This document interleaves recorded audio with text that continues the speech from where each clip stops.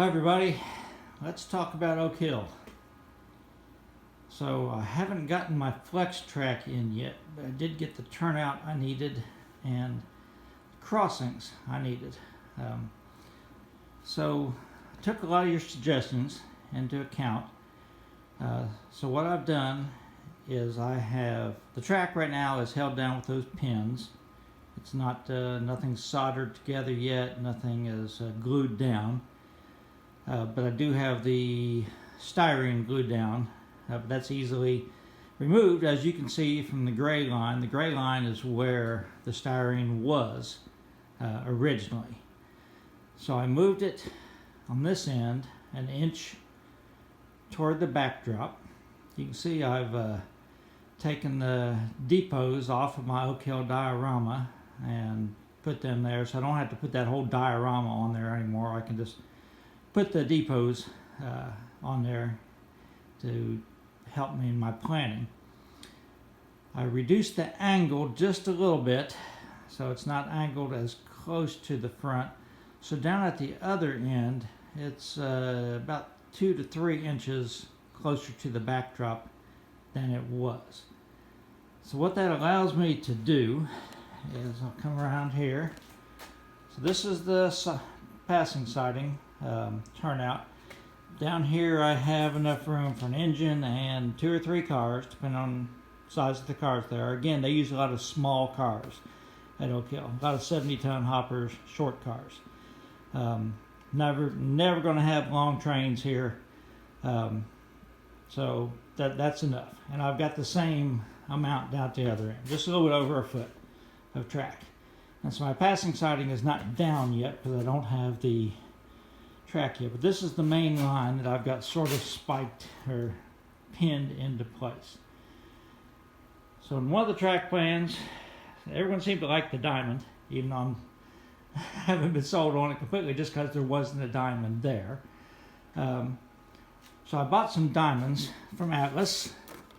Now these are code 80 and my track is actually going to be code 70, but no one makes code 70 diamonds like this, and I can make code 80 work. It's not a problem. There's ways to do that. I mean, the difference between code 80 and code 70 is 1/100th of an inch. Is 10 1/1000ths of an inch, so it's 1/100th of an inch. So I think I can make that work, okay, with some shims. So I think that the crossover that I need is actually going to be this one, placed about in here or so, like that. And back here will be Cedar Heights clay, going back behind the depot, and out this way will be the brickyard. So I haven't decided on Route 93 yet. Now I'm going to play around on Route 93, and I will cut back into the video to let you know what I'm thinking about that. But I'm fairly happy with this at the moment. We'll just have to see what I have to do to Route 93. So we're back. It's a few days later. Been playing with the tape. Actually have more track in. I don't have I ordered a 6-pack of Flex Track. It's been, according to the tracking number, it's been parked in Irving, Texas for over a week now with no activity. So actually I almost didn't need it to get done. But I do need a piece for the spur here. This piece is pretty rough right here. So let me explain what I've done. So this is Route 93, and it crosses Main Street, and my depot's in place. I shortened the passing siding. What I did was I put the passing siding turnout in between the turnouts. This is the turnout for Cedar Heights clay, and that's the turnout for Davis fire brick. And you can see I've got my crossing in, and the track looks pretty good. I won't have any problems negotiating that. I didn't have to have any weird turns or anything to do that. The Charrington scrap is I said this this track is something I salvaged off of my diorama, and it's got glue and ballast and stuff on it. I can't really bend it.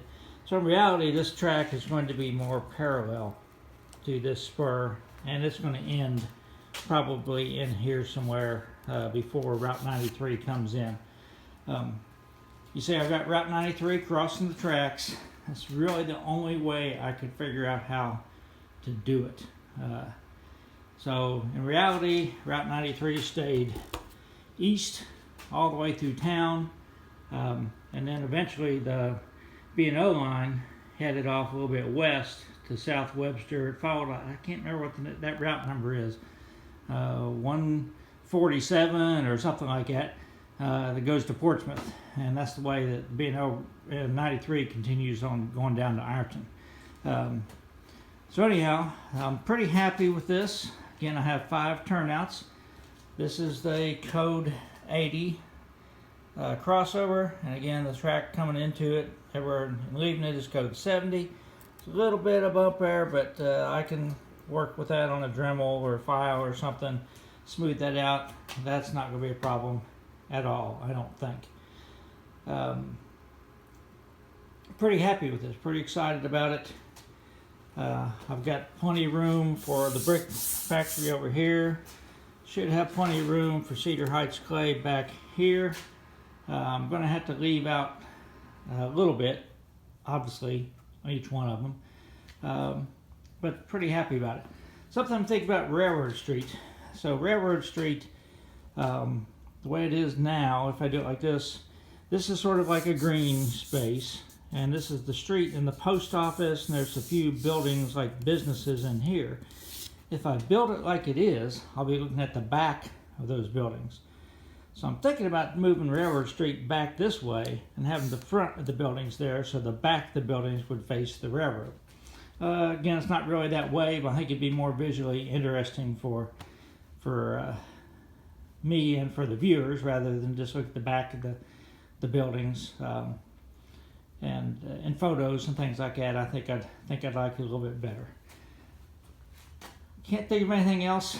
I did ordered some of those suitcase connectors, and I'm going to try to get it wired, and I'll actually try to film a lot of that. The track right now is just held down with those pins. It's not glued down. Actually, I bought the shelf brackets, and we've cleared out the room where I can actually start working on it in there. So I will probably do that. It's been relatively warm the last few days, but that's going to change after tomorrow. It'll be cold in here again. But hopefully tomorrow I can get it into the bedroom, at least temporarily mount it up on the shelf, and I can sit it up there when I'm not working on it, and then take it down and set it on these like milk crates in that room when I'm doing the wiring and things like that, then put it back up to get it out of the way. That's the plan anyhow. So let's see, I'm going to use code 16 gauge wire for my bus wire. I haven't found any 22 gauge solid wire for my feeders yet. Still looking for those for that. Don't really want to buy like a huge amount of it, since I don't need that much of it, but may have to do that. But that'll be the next thing, going down the track and taking it inside, and I'll show you what it looks like when it gets up on the shelf, probably in the next video. If you have any questions or comments about Oak Hill, leave them down below. I am going to go inside and talk a little bit about the coupler video that I posted the other day before I end up. Okay, it's a little bit more comfortable in here, so I came back inside, even though it's not bad in the garage right now. You might have heard that little heater running in the background. That's for the cat more than anything else, but it actually kicked off while I was filming it, so that means it's not too bad in the garage. It's at least 60 degrees. Wanted to give a few comments about the coupler video. First of all, one comment I had sort of expressed some concerns about the springs causing derailments. And actually I had the same fear, because if you think about it, that spring is pushing the axle to one side of the truck. And to me, if it's always pushing against it, it's more prone to pick a point. I've never had that happen. The spring doesn't have that much tension on it, or maybe my track work is that good. It's probably the first one, not my track work is that good. But I've never had a derailment caused by those springs. The derailments are either caused by me uncoupling with the pick or running the switch. And occasionally I'll do that operating by myself. I'll run a switch, so they don't cause any problem. I still am not wild about them. I think that the truck mounted or the body mounted couplers are the way to go. One guy said that he actually cut the couplers off of the trucks and just mounted those to the body, so you don't have to go out and buy body mount couplers. I hadn't thought of that. So I may try that on a box car or two. Box cars should be very easy to do that too. Something like a tank car or maybe a hopper where those ends tend to be open, maybe a little tougher. So maybe I'll just go with the springs on the cars that might be hard to do the body mounts and convert all my box cars, all my gondolas to body mount gradually. Again, I'm not that worried about it. When I'm running by myself, I hardly notice it.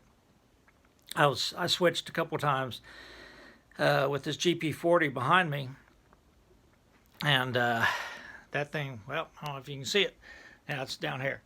So it ran really smooth, and I didn't even see any bobbing at all, no matter what cars I used. So I'm not going to make this a priority. I'm not taking cars off the layout because they bob too much or anything like that. But it's something, if I can gradually improve, I'll do it. Other people said that it makes it easier to put the springs on if you put a little dab of Vaseline on the end of the wheel, on that little pin, and then put the spring on it, and that way it's less likely to fly off. And I've heard that tip, and that probably would work. I was a little leery about putting any lubricant like that might collect like a hair or dust or something, but if it's just a little dab, I think you'd be okay. And somebody else said that they put little Vaseline in the coupler pocket itself, which would reduce that bobbing. If you're using the magnets to uncouple, probably not a good idea. But if you're doing like me, hand uncoupling, why would it matter? So I think those are both tips that I'm going to investigate anyhow. So again, post any comments, questions down below. Really had a lot of good comments on that video, which I was surprised about, but I appreciate it. This is, a good community, and I want to, I try to share what I know and learn from others, and I'll pass others' tips along in my videos. So everybody, have a good weekend and stay safe.